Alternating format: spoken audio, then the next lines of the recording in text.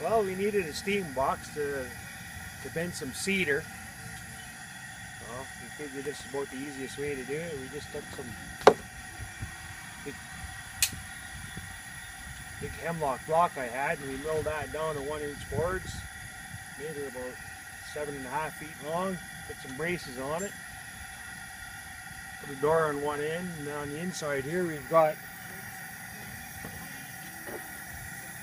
racks so that the steam can circulate throughout the whole unit.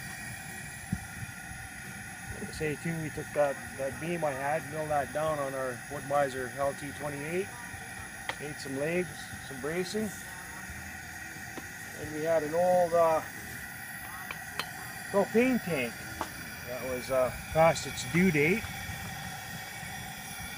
So we just kind of cut the valve off the top of it, pulled that out a little bit.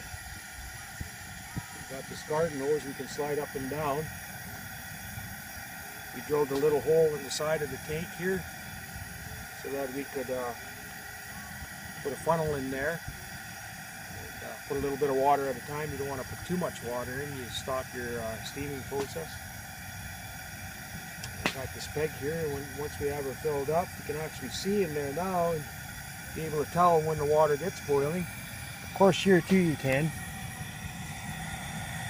start to see the steam coming out the top. She's not quite to a boil yet, but hopefully soon. This is our very first test of it. There might be some little bugs that we have to iron out, but that's the way it goes.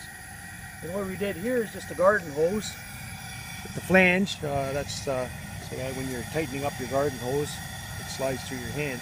Hopefully that's going to work. I cut the bottom out of it so that when we slide it down in here, it'll kind of lock and catch any of the steam.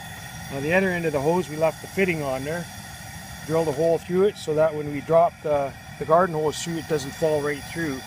The fitting on the top will catch it and hold it there. So it should work something like this, and just kind of slide that down. And once the steaming process begins, just put our peg in there. On this end here, we've just made a little plywood or a little plank door. Nothing too fancy at all.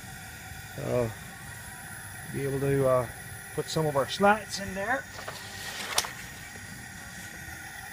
And I was thinking maybe kind of stand them up like so that we can get steam all around them.